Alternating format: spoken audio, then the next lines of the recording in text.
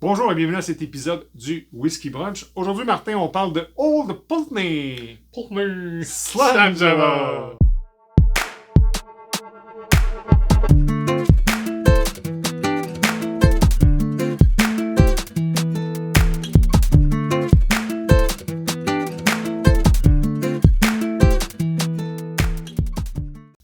Salut Martin! Bonjour Alain. Allô à la maison, on espère que vous allez bien où que vous soyez. Aujourd'hui, on va parler de la distillerie Old Pulteney. Beau nom, pareil. Bon nom quand même. Old Pulteney, c'est une des distilleries, Martin, au plus au nord de l'Écosse possible. Possible, ouais. On est allé avec Eric dans le nord, à Elgin, etc. Mais là, il y a une autre péninsule, puis c'est en haut de ça. Ça reste dans les Highlands. Oui. Je vais dire ça. Because la région. Because la région, Ouais. mais on s'entend qu'ils ont un petit côté Exact. marin. Donc, c'est très maritime.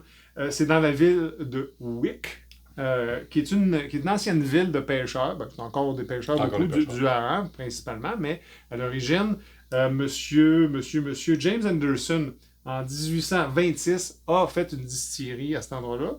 Et le nom Pulteney, tu te demandais pourquoi il s'appelait Pulteney, hein? Sais-tu pourquoi? Non, vas-y, Pulteney éduque-moi. Town, Ben voyons, toi. oui, qui était juste à côté de À côté. Wick.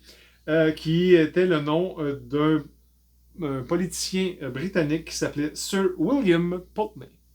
Fait qu'ils l'ont appelé, ils l'appelaient le Old Le Pulteney. vieux Pulteney le vieux de Pulteney Town, puis Pulteney. Ah, mais tant mieux. Les caractéristiques principales de ce whisky-là, c'est vraiment maritime. Oui. C'est quelque chose d'assez très salin. C'est très saumur. C'est ça que j'allais dire. Ouais, Je ouais. veux pas l'amener salin, Ouais. je veux l'amener vraiment plus vers la saumure. Exact. C'est un brine, là, en anglais. Ouais, là, ouais. un brine. Et ça avec des huîtres, C'est fou. c'est fantastique. C'est C'est dangereux. vraiment, vraiment excellent. On va vous présenter 4 produits. Une des particularités aussi, ils ont 2 styles. Mhm. Leur wash style est plat. Il est plat. Il n'y a pas de line arm. Parce que ça rentrait pas le toit. Ouais, non, c'est pas des blagues. Non, c'est de la façon. Ouais. Parce que ça rentrait pas. Ça C'est pas parce qu'on rentrait n'en pas. veut pas, c'est parce que ça rentre pas. Puis ça donne, ben vous savez, ben peut-être, mais on fera une capsule là-dessus, là, ben, ça fait beaucoup de reflux. Ça fait beaucoup de reflux. Donc, il y a beaucoup d'huile, il y a beaucoup de trucs qui restent dedans, puis ça donne ce caractère-là. C'est ce que j'allais du dire. produit Old Pulteney. Ouais. Si ton liner est plus vers le bas, il n'y en a pas, donc Ouais. il y en a Ouais. vraiment. T'sais, Évidemment c'est un caractère maritime aussi, parce que c'est sur le bord de l'eau. Est-ce que les barils sont ouais. entreposés C'est vraiment sur le là? bord de Donc, l'eau aussi. oui, ça va Fait qu'il venir l'appelle de The côté. Maritime Malt. Ouais. Bon. Les produits qu'on a aujourd'hui, on a le 12, le 15, le 17 et le 18, qui sont pas mal, à part le 17, là, qui sont ce qu'on appelle le core range. Ouais. Ils ont aussi le Huddard, Ah, dirt. qui est un petit peu peated, légèrement. C'est correct. C'est pas le meilleur. Ça mélange un beau côté salin peated, je Ouais. vais l'appeler comme Absolument. ça, Ouais. mais en même temps, c'est pas mon préféré dans la gamme. Je vais Non, dire ça comme non, ça. C'est non, un c'est- bon whisky, mais c'est pas mon préféré. Effectivement. Ils ont gagné un Whisky Awards pour le 21 ans, qu'on n'a pas ici, mais en 2012 quand même. Et le 2017 aussi a gagné des médailles à San Francisco. Fait que, Martin, tu vas nous présenter le 12. On commence avec ça? On commence avec le 12. Ben Vas-y. écoutez, le 12 a été introduit en 2018. En Ouais. 2018, Old Pulteney a fait on va l'appeler un rebranding, Mm. ou a revampé un petit peu son flagship. Donc, ils ont introduit le 2012. Il y a une nouvelle approche un peu plus. Il est entièrement dans des fûts de Bourbon. Donc, il n'y a aucun... je fais un seasoning ailleurs Ouais, aussi. ouais. Ça, c'est entièrement avec des fûts de Bourbon. Le Bourbon. Il y a vraiment le côté... Moi, je pense que si vous cherchez le côté salin, le côté brine, Ouais. il vient vous chercher. Il est vraiment coastal. On est... L'avoine, pour moi, là. Mhm. L'espèce... Puis je vais rajouter du miel. Fait que Ouais. là, je vais y aller comme ça. Un biscuit à l'avoine. Tu sais, gruau, là, ouais, c'est ça. Ouais. Un Sucré, peu, là. un peu sucré. L'oakiness, bien sûr, du baril va venir nous chercher. En bouche, ben écoutez, c'est là que le côté marin vient vous frapper d'emblée. Mais c'est frais, il y a un citron, il y a un petit côté, je veux pas dire herbacé, mais Mhm. c'est très frais, c'est très intéressant. Puis c'est gras. Ton côté Ouais, huileux, ouais. tu parlais tantôt. Ouais. J'essayais de décrire ça aux gens. Tu sais, les peanuts, là. Ouais, ouais, ouais. L'espèce de... Le feeling que... Oh, hein? Ouais. Ma montre qui s'en mêle. Peanuts. Peanuts.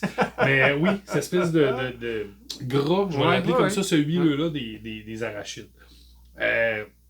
C'est très bon. C'est quand même moyen comme fini. Je vais dire ça comme ça. On retrouve l'acidulé qu'on avait au départ du citron, de la fraîcheur.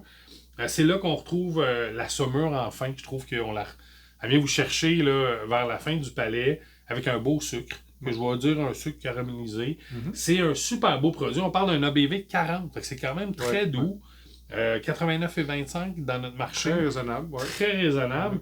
Puis, c'est pas gênant de servir ça. Je vais dire ça comme ça. Non. C'est un très beau produit. Par contre, puis tu sais, je dis salé, là, mais c'est parce qu'il faut faire une référence. Oui. Le brine, c'est quelque chose. Mais plus on monte aussi, plus c'est briny, plus c'est saumuré, plus c'est salin. Okay. Pour moi, c'est peut-être pas dérangeant parce que j'aime ça. Mais non, effectivement, oui, tu as raison. Le côté marin, maritime, salé, je vais le comparer, c'est pas pour rien qu'il pêche du hareng salé. Là.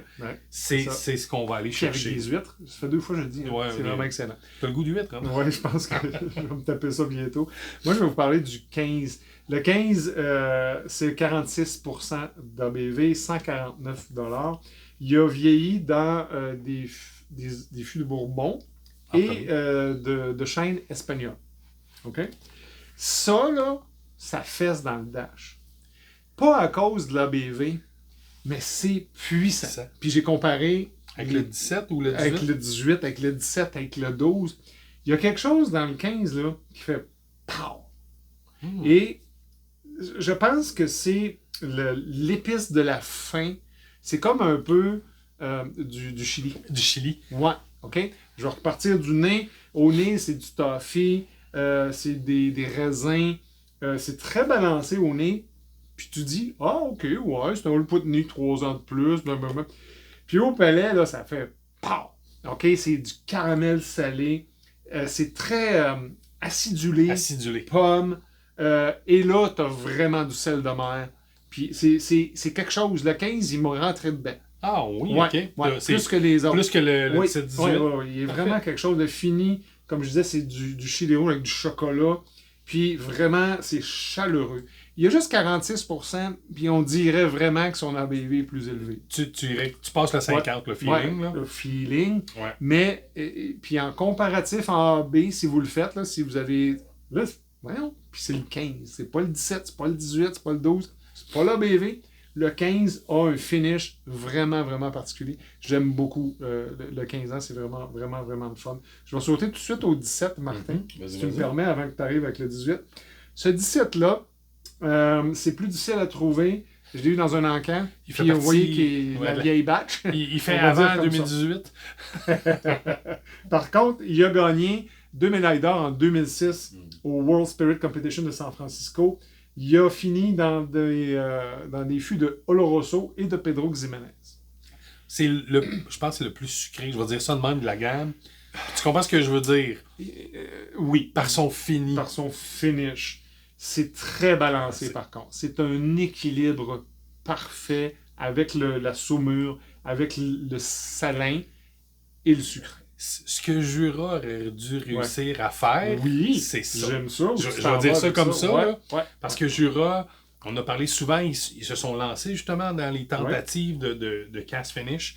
C'est un produit comme ça que je me serais attendu. C'est petit fruité à cause, évidemment, des finishes. On parle de melon, on parle de fruits séchés, mais des petits fruits séchés, abricots, genre comme ça. Là. Je reviens avec ton beurre. C'est beurré en bouche. C'est du toffee, mais c'est beaucoup plus rond.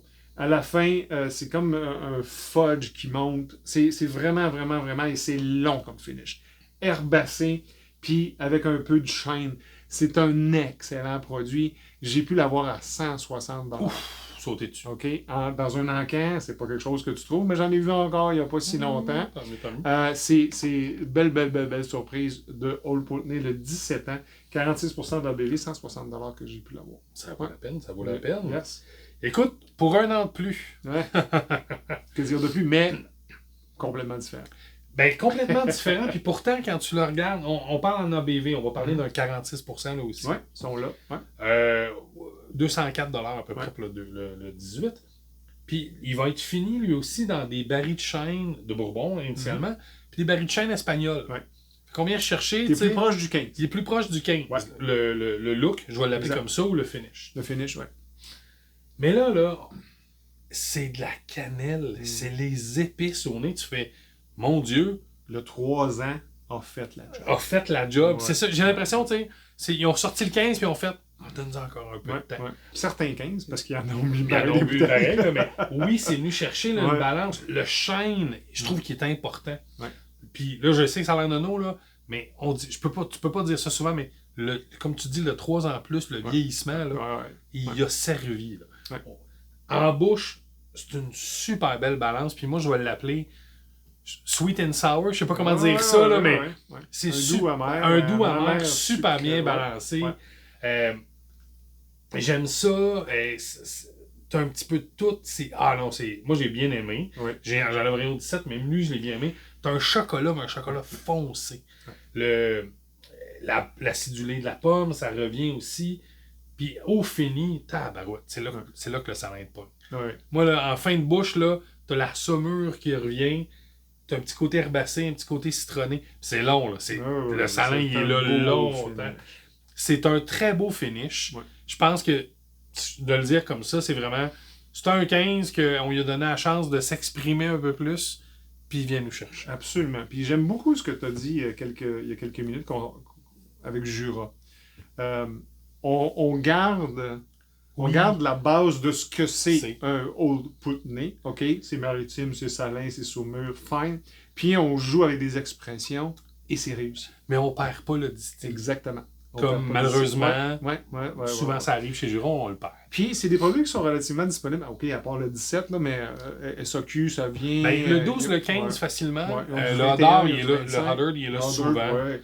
Sans problématique. Le 18, ben écoutez, comme n'importe quel 18 ans, faut le saisir quand il passe. Absolument. Mais oui, effectivement... mais la 15, là, je reviens, c'est quelque chose, c'est impressionnant. Puis le 3 ans de plus fait vraiment le boulot. On espère que vous avez apprécié à la maison. Si vous avez des Old Putney, puis que vous voulez partager, vous pouvez nous laisser un petit commentaire. Hein? Abonnez-vous si vous ne l'êtes pas déjà. On espère que vous avez apprécié. D'ici là, on vous dit... Ciao!